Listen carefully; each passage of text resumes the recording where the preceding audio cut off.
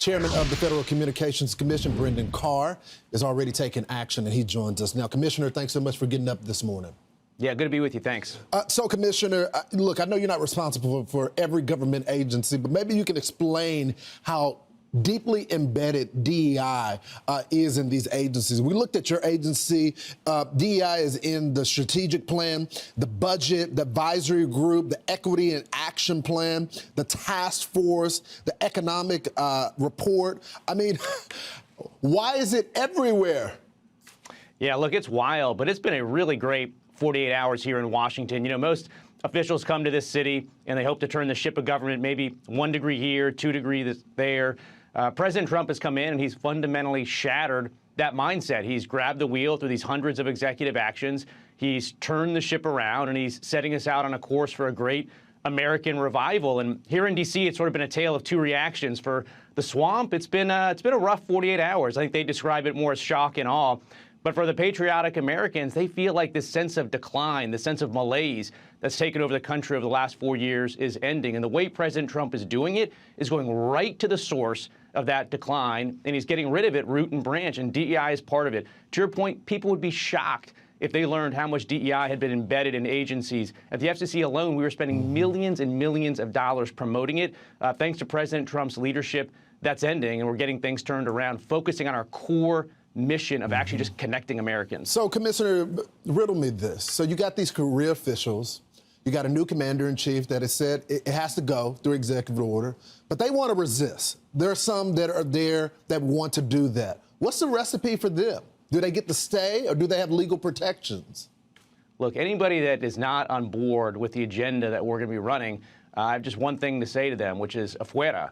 You know, we got to move on. This is President Trump's administration. The administration is going to follow his lead. And for my part at the FCC, we want to make sure that we get to the core mission. So that's, you know, reining in big tech. It's going to be taking a look at media and making sure they live up to their public interest obligation. It's getting our economy going through new actions on space so we can get going there. And it's promoting national security. That's the agenda that I'm going to be running at the FCC. And thankfully, we have a lot of actually really talented, dedicated career staff there. And I'm confident that we're going to execute on that agenda. Yeah, that's what I want. I want talent. If you happen to look like me in the process, okay, good job. But I just want people that can do the job. Thank you, sir. Good to be with you. We are just hours away from the end of all DEI programs in those dedicated departments in the federal government. The Office of Personnel Management is set at 5 p.m. Eastern to meet the deadline for all government agencies to close those offices, and the employees, for at least the time being, will be on paid administrative leave. That follows President Trump's executive orders to bring an end to DEI and to make America merit-based. So he's going to do that at the federal level and restore the importance of our individual efforts within the workforce. During his inaugural address, President Trump made very clear his intentions to create a colorblind society. I will also end the government policy of trying to socially engineer race and gender into every aspect of public and private life.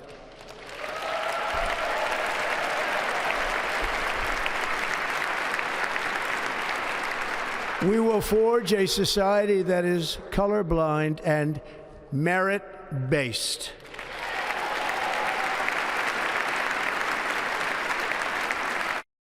Yesterday, the president signed an executive order ending Biden's, quote, forced, illegal, and immoral discrimination, end quote, in the federal workforce and directing the government to serve every person with equal dignity and respect. However, liberal leaders are up in arms about the idea of merit-based society. Here's the Reverend Al Sharpton. Why do we have DEI?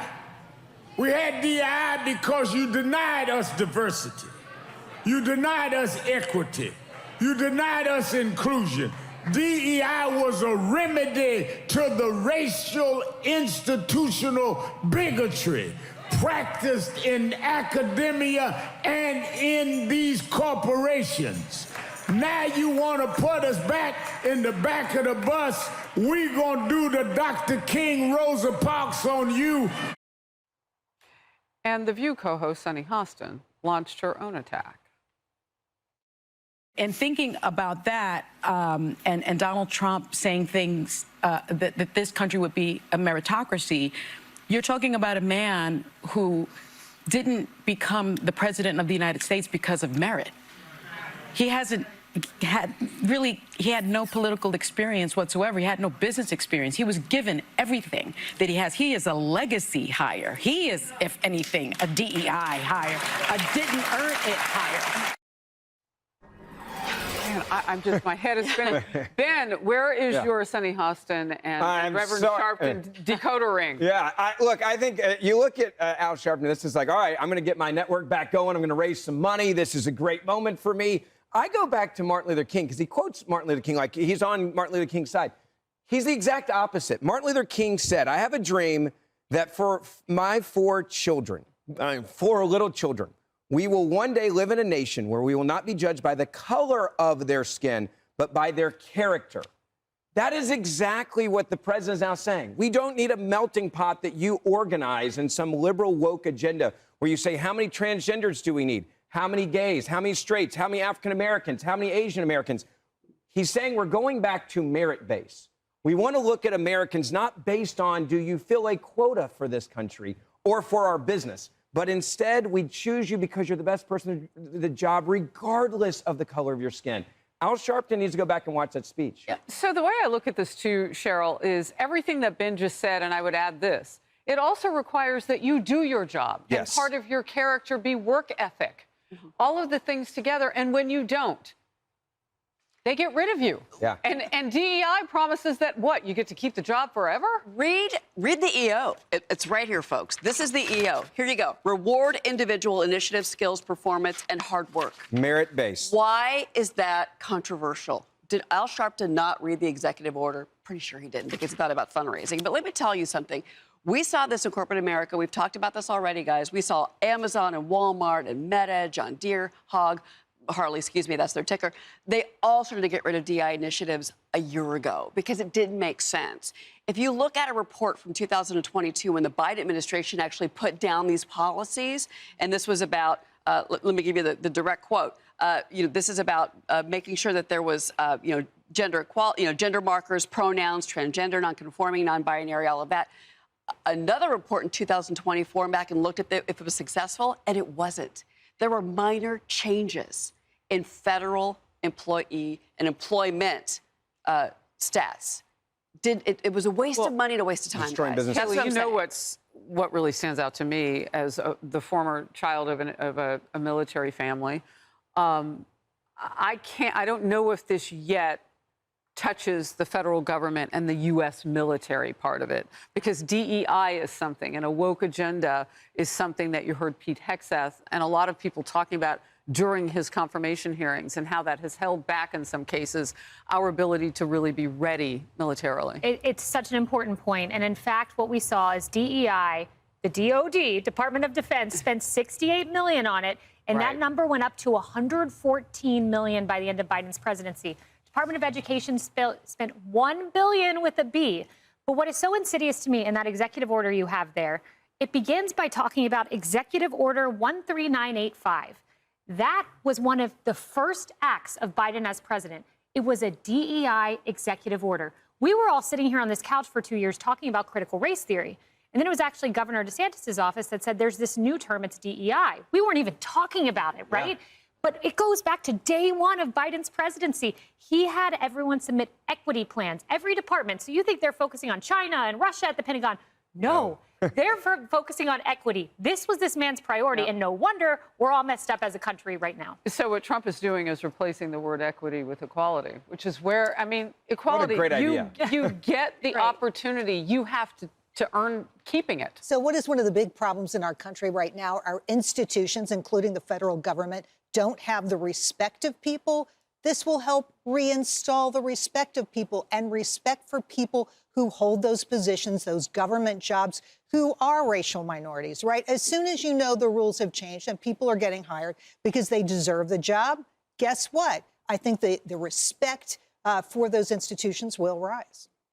All right, make America merit-based again. Yes. Too many letters, but you get it. Disbanded. Let's bring in Kimberly Strassel, Wall Street Journal columnist and editorial board member, Kimberly, great to have you with us. This is something the president campaigned on, and he is acting on it fairly quickly here. These people, do you have an understanding of what will happen to these individuals? Like how long they're going to be paid for? How many of them are embedded in these agencies? Well, the number, Martha, we don't have a specific one, but it's probably pretty shocking. It would be shocking to most Americans. I remember reading a report last year from Open the Books, which is a good watchdog group, and they did one analysis of the Department of Health and Human Services where there were nearly 300 people in DEI offices, costing American taxpayers close to $40 million a year. And by the way, on the money front, that's not counting all the money that they oversee putting out grants to different entities and agencies attempting to inspire more diversity in certain workforces or environments. We could be looking at hundreds of millions of dollars here, thousands of employees. In terms of what happens to them, that's partly going to depend on civil workforce rules, and that's most likely why they're being put on temporary paid leave while some of those rules are investigated, and a look at what then happens to them and their positions. Okay. This is Al Sharpton's reaction at the National Action Network on Monday. Watch this. You denied us equity. You denied us inclusion. DEI was a remedy to the racial institutional bigotry practiced in academia and in these corporations. Now you want to put us back in the back of the bus. We're going to do the Dr. King Rosa Parks on you. I mean, a lot of these programs, it really blossomed after the George Floyd situation, and a lot of corporations bent over backwards to get in line with what they were told was expected of them on this front. Your thoughts on that, Kimberly? Yeah, I mean, Martha, that attitude you just heard there, it's not the dominant view in this country anymore. And the people who are lamenting the end of this need to remember how new this is. It was entirely stood up by Joe Biden, who embraced it on the campaign trail after the BLM protests and riots and after choosing Kamala Harris.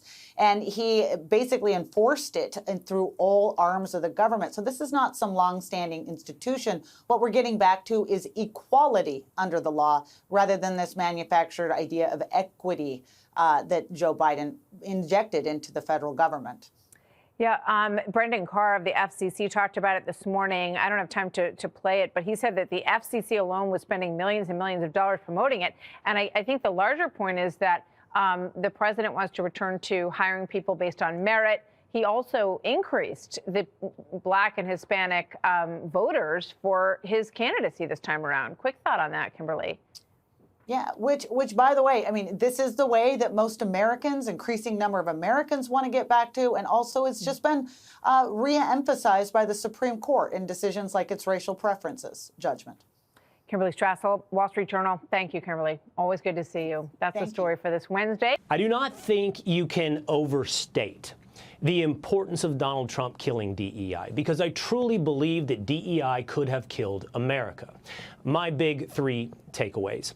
Number one, President Trump caged the end of DEI in language calling back to civil rights. From America's founding and then growing through the civil rights era, we have had a focus on the individual. We have wanted to see each other through character and ability and not through our superficial characteristics. So it's inspiring to hear President Trump write, illegal DEI and DEI policies not only violate the text and spirit of our longstanding federal civil rights laws, they also undermine our national unity as they deny, discredit, and undermine the traditional American values of hard work, excellence, and individual achievement in favor of an unlawful, corrosive, and pernicious identity-based spoil system. That brings me to number two.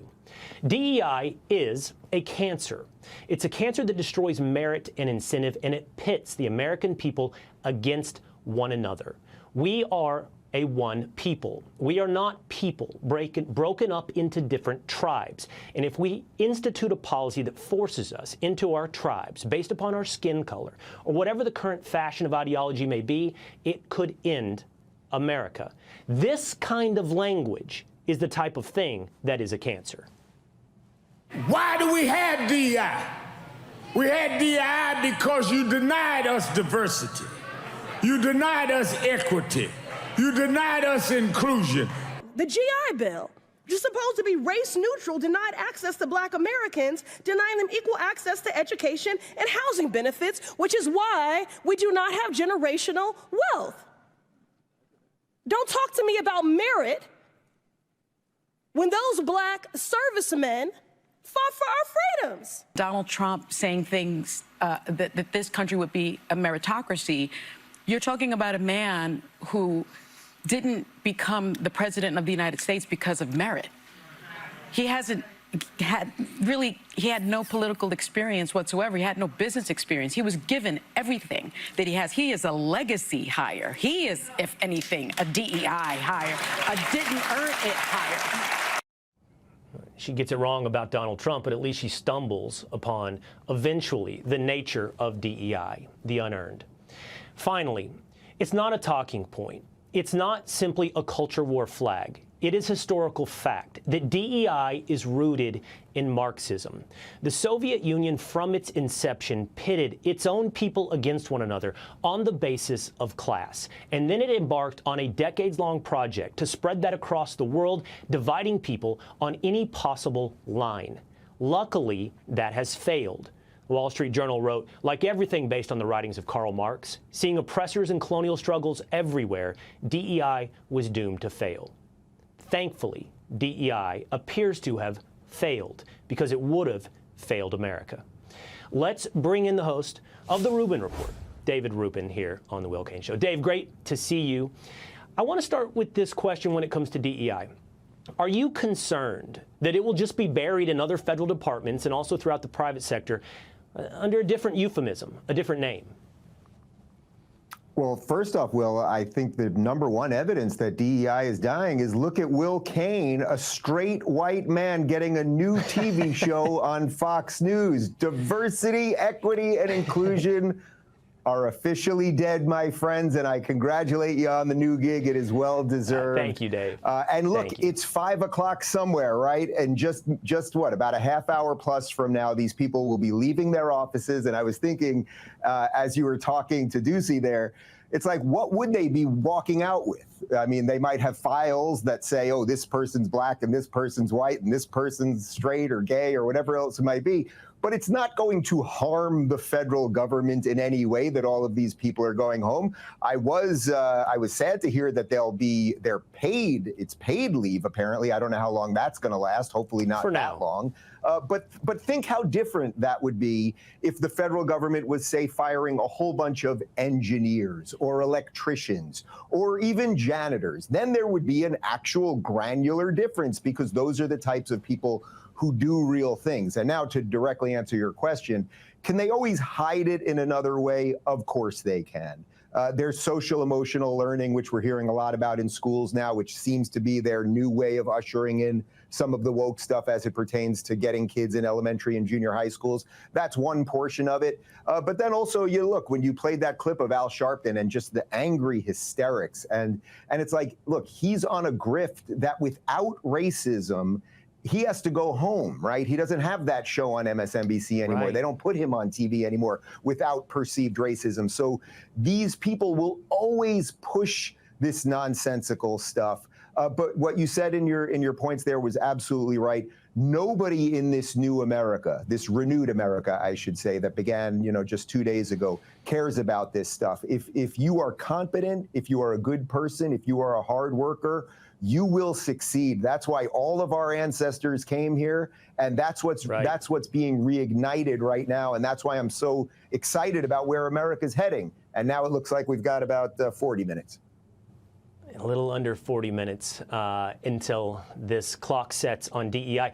You know, Dave, a theme of Donald Trump throughout the 4 years he was out of office was the permanent Washington, the deep state that worked against him. One of the first actions, a theme through the first actions of what he's been doing so far, it appears to be dismantling that permanent Washington. He put out on Truth Social that he's fired over 1,000 people.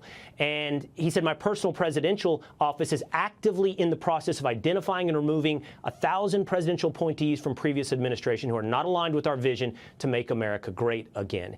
It seems he is in on this project, Dave, to take down permanent Washington.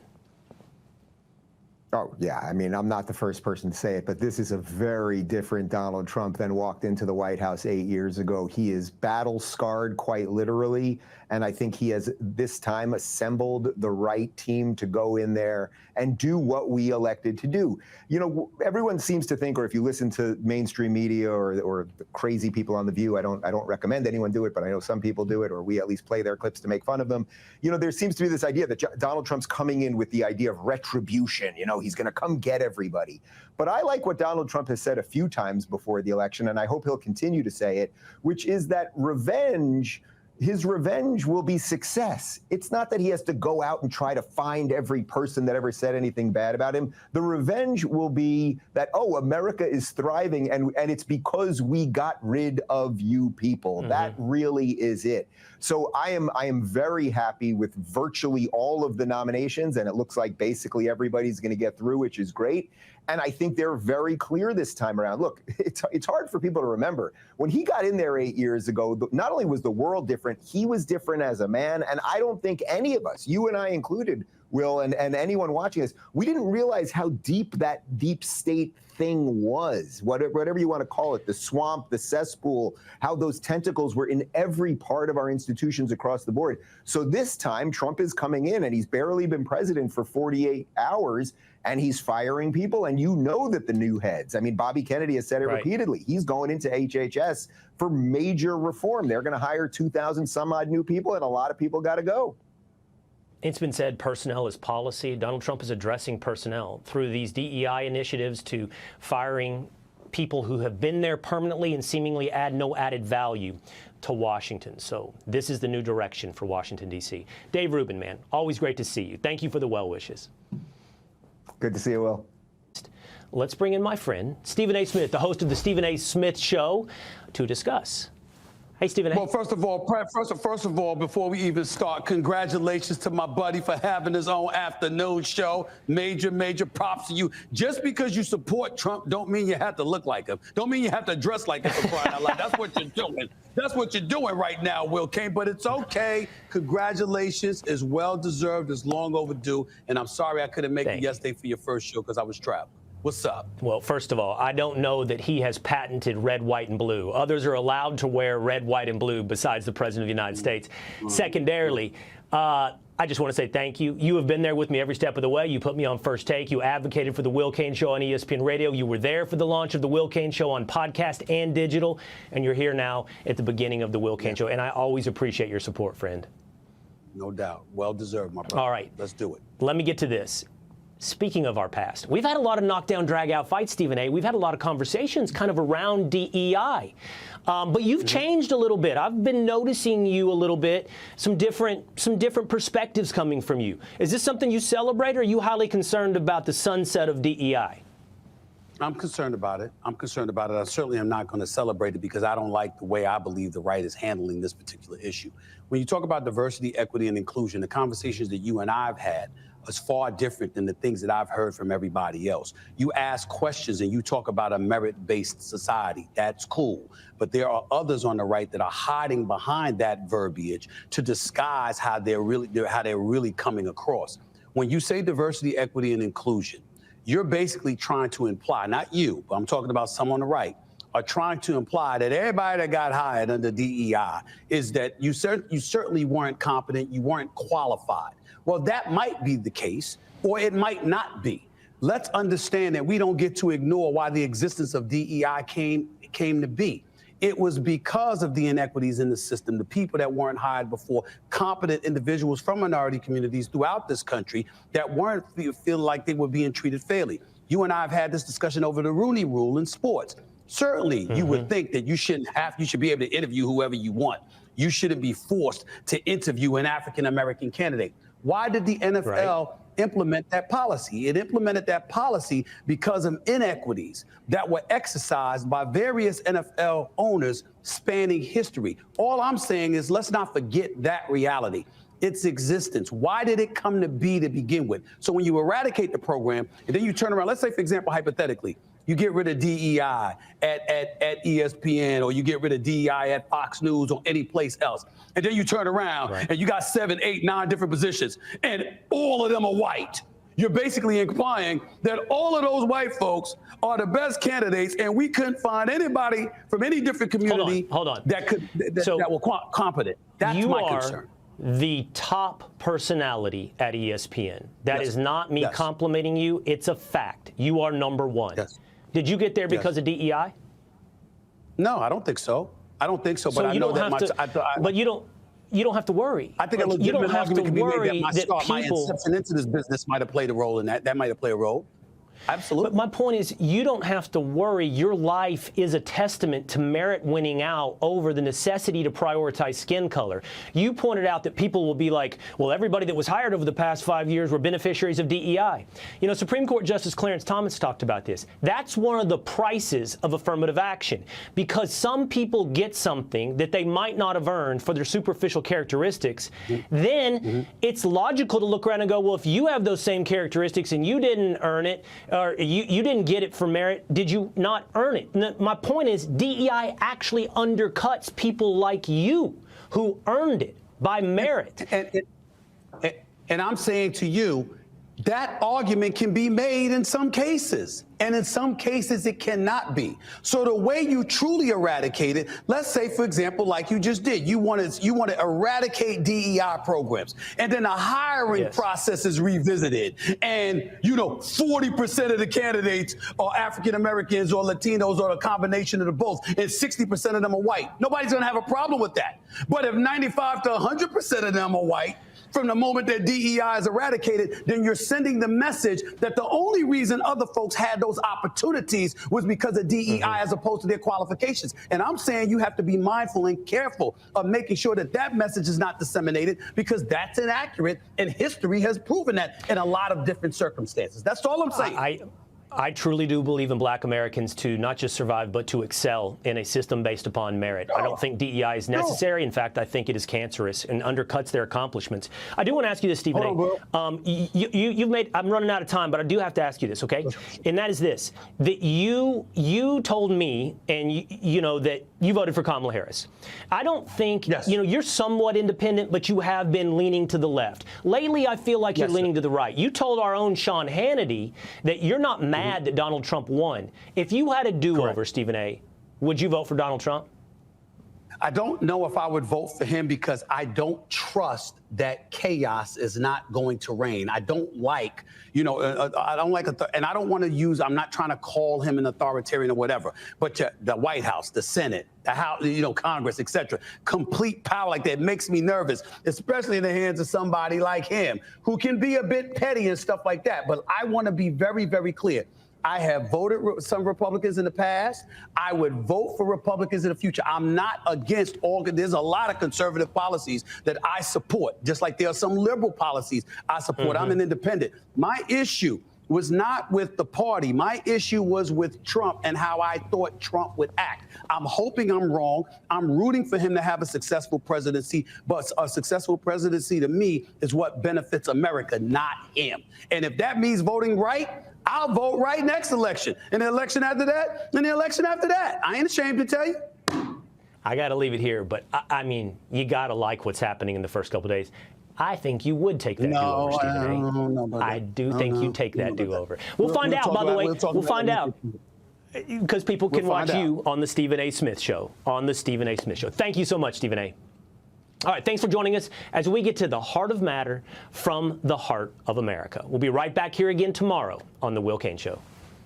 DEI is DOA. That is dead on arrival. The 5 p.m. deadline has passed on President Trump's order for all federal government agencies to shutter their diversity, equity, and inclusion offices. And that's a lot of potential layoffs for a workforce that has over 2 million people. The goal is restoring the importance of individual merit and ending the, quote, forced, illegal, and immoral discrimination. Some folks in the media do not see it that way, accusing the president of being a DEI hire.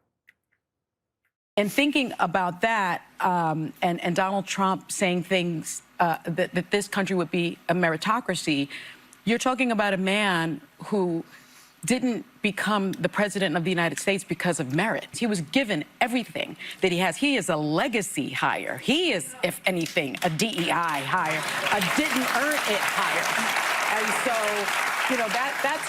those are Just some of the things that I was thinking about. But it's not just the feds. Corporations have also been rolling back DEI programs. It's got the Reverend Al Sharpton threatening a boycott.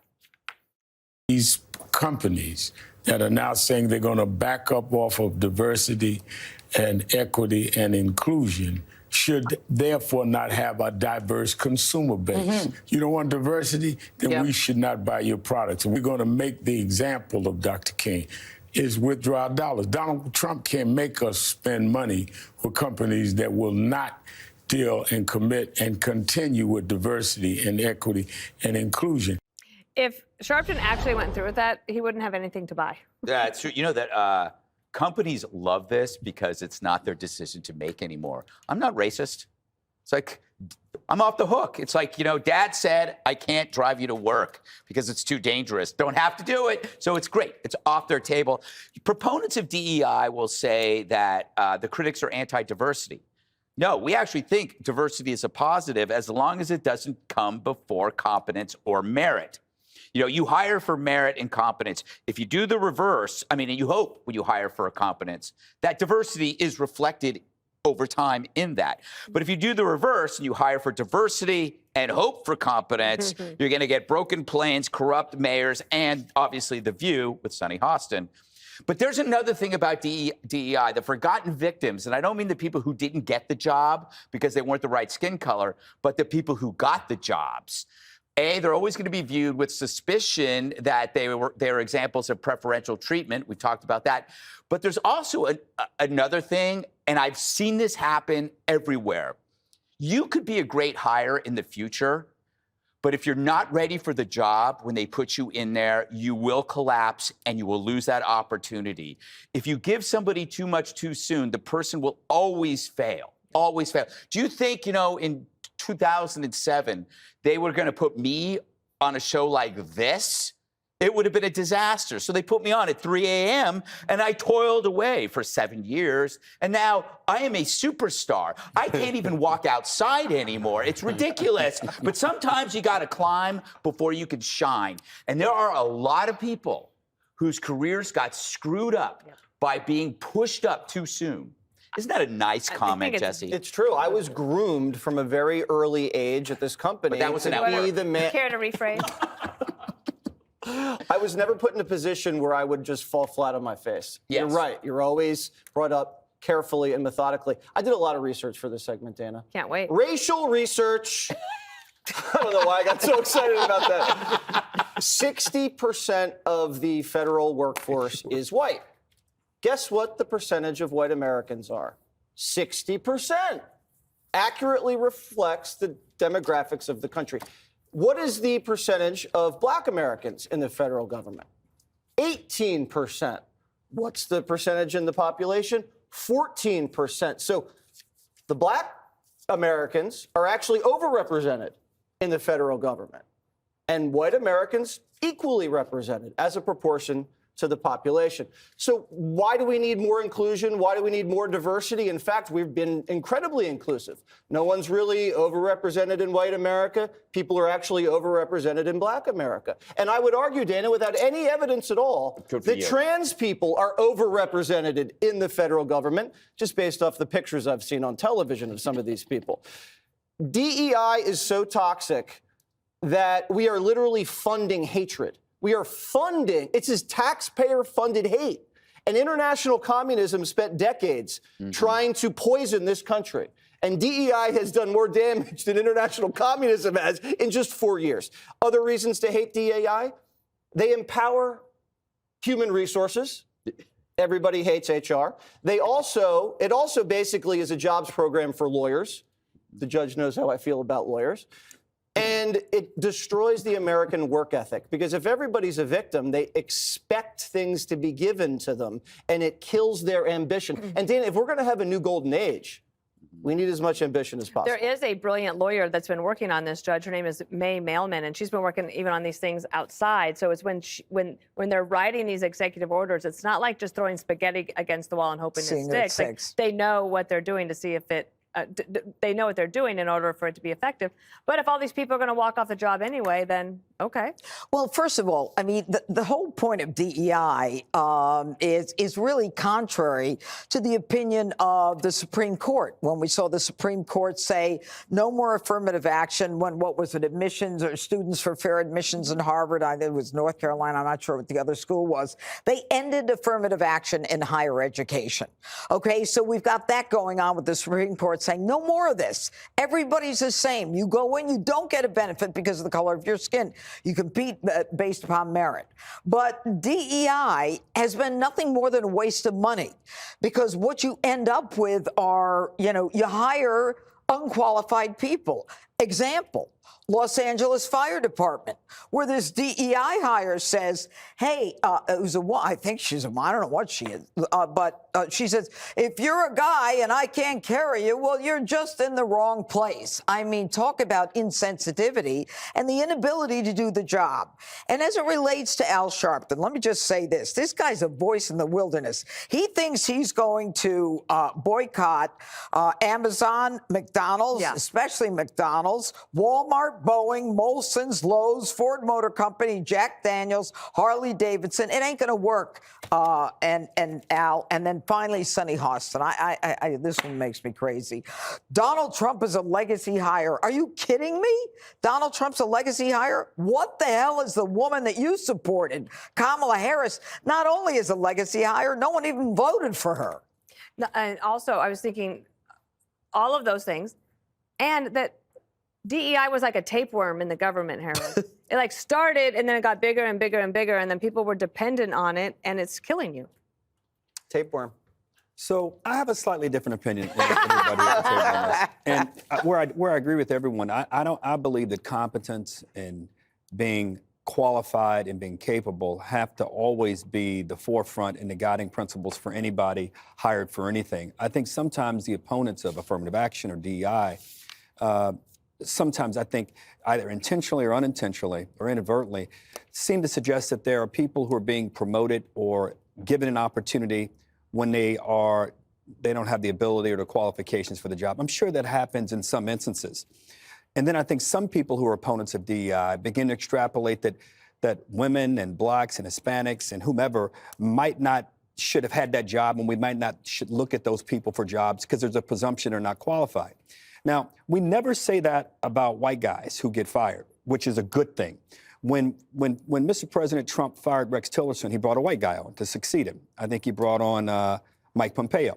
When he fired John Bolton, he brought on Robert O'Brien. All I'm saying is this was a good thing. You look for qualifications. Now, people who get hired who are not qualified, we should call them out regardless of their race. We should call them out regardless of their gender.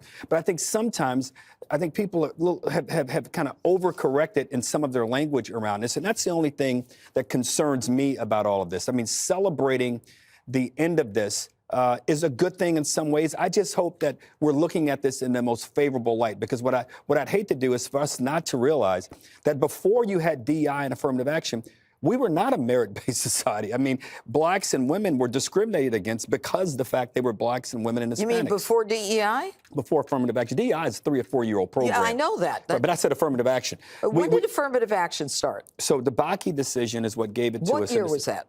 I think it was in the mid-'60s, Judge. Okay. Mid to late 60s. Right. So before that, remember, the country didn't have a great history of these things. My only point But it is... was outlawed. Discrimination was outlawed. Yeah. I mean, we could say that we didn't... Discrimination was actually codified during the Jim Crow. My only point is this. We shouldn't assume that because someone is black or a woman or Hispanic and they're in a job... Nobody is assuming that. I didn't say that, but some people do. There's some people out there... Greg's made the point. It creates suspicion when people fail and they wonder, why was this person hired? We know why you were hired, Harold. It's not because you're black, it's because you're handsome. Well, and smart. Yeah, you know what you have? You have handsome and privilege. Well-dressed. You do, Harold. Yeah. My only point is I just hope and pray that we continue to give people opportunity, continue to give people chances, even when someone that looks like them fail. And the only model I would say we have is we should do exactly, rightly so, what we do for white guys in this country. When they fail, we hire another white guy. And we say, hey, he's probably going to do a good job. None of us here voted for Gavin Newsom. And he's the biggest white male failure in history, aside from Joe Biden. Who won the presidency? Well, Trump, but he beat he beat Joe Biden, another incompetent white guy. So we get rid of our white guys. This is the only thing. Yeah, I think I'm not accusing this group of it. That's the final word. Merit. All right, guys. And people got to be given an opportunity. Remember to show their Merit, the merit. cigarette? Yeah, I do. All right. What a weird name for cigarettes. Merit. Hey, Sean Hannity here. Hey, click here to subscribe to Fox News YouTube page and catch our hottest interviews and most compelling analysis. You will not get it anywhere else.